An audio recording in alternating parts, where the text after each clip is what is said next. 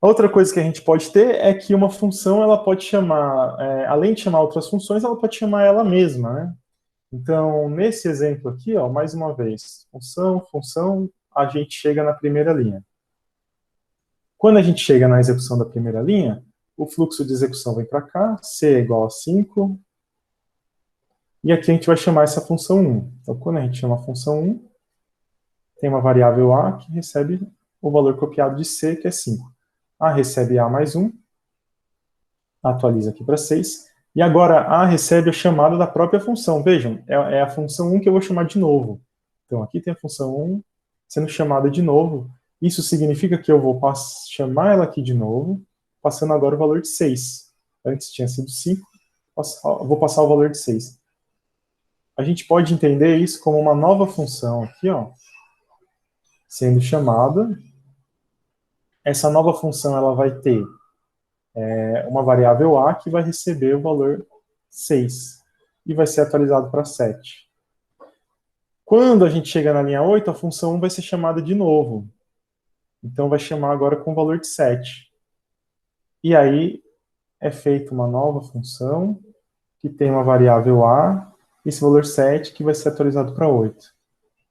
Mais uma vez, a função 1 é chamada de novo, então a gente vai ter chamadas e mais chamadas da função 1, isso indefinidamente.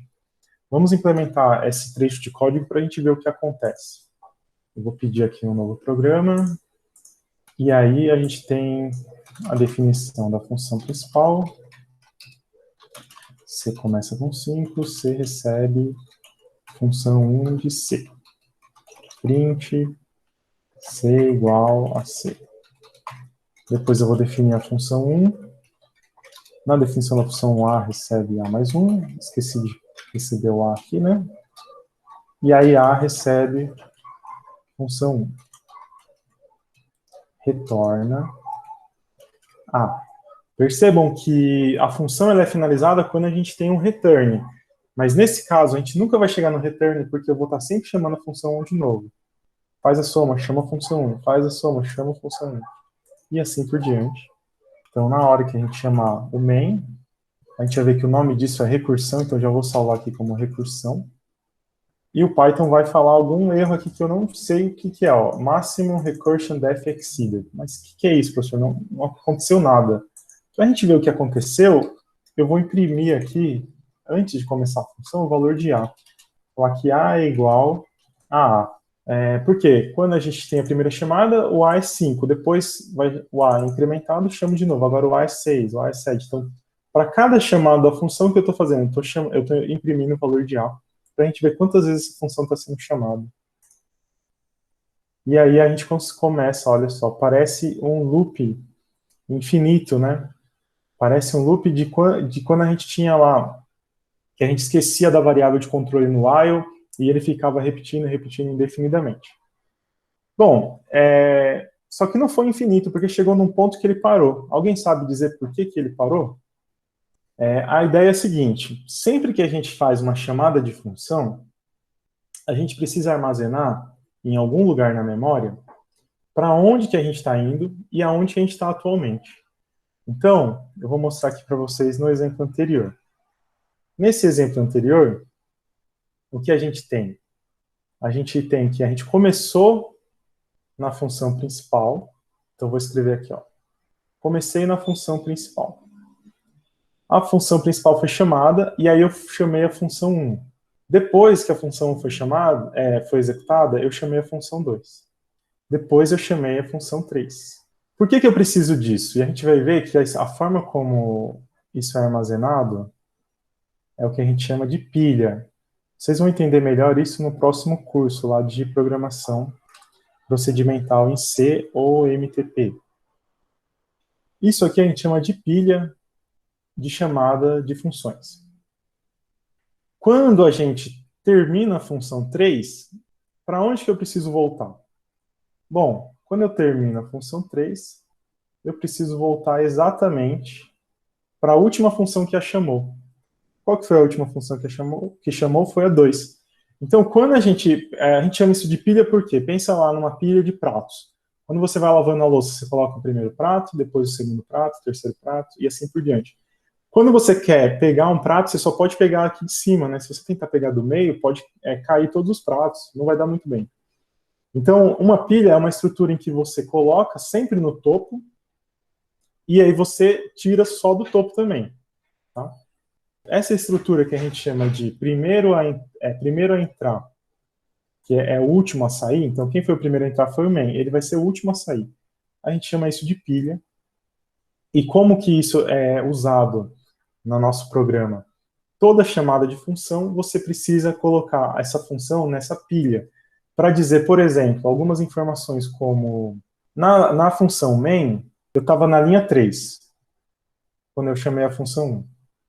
Lá na função 1, eu estava na linha 8, quando eu chamei a função 2. Na função 2, eu estava na linha 13, quando eu chamei a 3. Por quê? Porque quando a função 3 acaba, eu preciso, além de saber para onde voltar, eu preciso saber aonde em qual linha daquela função que eu tenho que voltar. Olha só, agora eu sei dizer que quando a função 3 acabou, eu tenho que voltar para a função 2 na linha 13, que é aqui a função 2 na linha 13, essa daqui. Então, eu tenho que continuar executando a partir dessa linha aqui. É claro que existem um pouco mais de detalhes nessa estrutura, mas vocês precisam entender que sempre que tem uma chamada de função, você tem que armazenar onde você está naquela função e para onde você está indo. Aí você vai colocar isso nessa pilha. Aonde você está, para onde você está indo, e vai colocar. Porque quando essa função aqui, que está no topo da pilha, for encerrada, você precisa saber para onde você volta e continuar executando os comandos a partir daquela linha. A limitação, então, falando em outras palavras, a limitação de quantas vezes você pode fazer essas chamadas recursivas, né, chamar uma função dentro dela mesma, ela tem a ver com o limite da memória que o seu processo, que é o seu programa em execução, tem direito.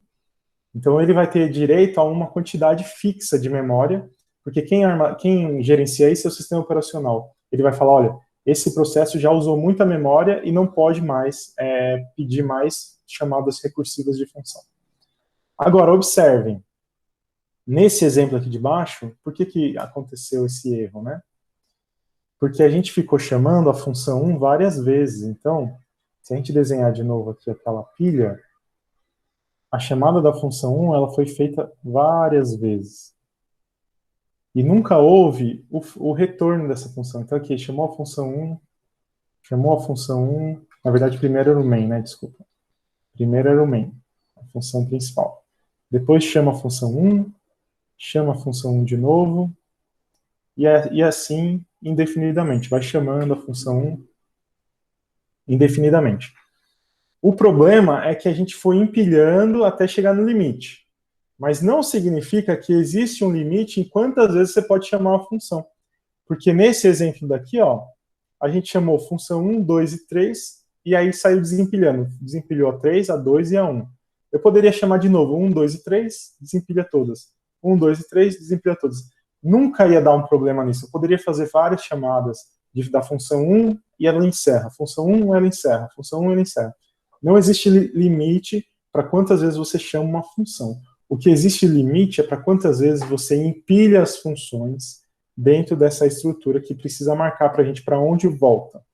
E essa chamada que a gente chama de recursiva, que é quando uma função chama ela mesma, pode acontecer também em situações do tipo uma função f1, ela chama a função f2, a função 2 ela chama a função f3, e a função 3 chama f1. Então a gente pode ficar nesse ciclo aqui também indefinidamente. Qual que é o problema? Não é quantas vezes eu estou chamando a função, mas é que eu não estou desempilhando as funções e a gente chega no limite de chamadas. O seu processo tem direito a fazer. Por causa da memória, tá? Não é por causa do tempo. Então, nesses casos de chamada recursiva, o que a gente fala é que é preciso definir um critério de parada. O que é o critério de parada? É que você pode chamar a função 1 algumas vezes, mas tem uma hora que você tem que parar de chamar para poder voltar a desempilhar essas funções. Nesse exemplo aqui, o critério de parada foi simples, olha, quando A for menor do que 10, você chama a função 1, só que quando ele passar de 10, você para de chamar a função, ou seja, esse if faz com que A gente tem a mesma função 1 aqui, ó. Função 1 vai ser chamada, vem para cá. Aí A recebe A mais 1. A é menor do que 10? Inicialmente sim, porque o C era 5 e o A de 5 foi para 6. Então a gente chama a função 1 aqui com 6. Na próxima chamada, esse 6 vai passar a ser 7 em uma outra variável, né? Então vai ter um A que vai receber 6 e vai ser atualizado para 7. Então essa aqui foi a primeira chamada, essa aqui é a segunda chamada.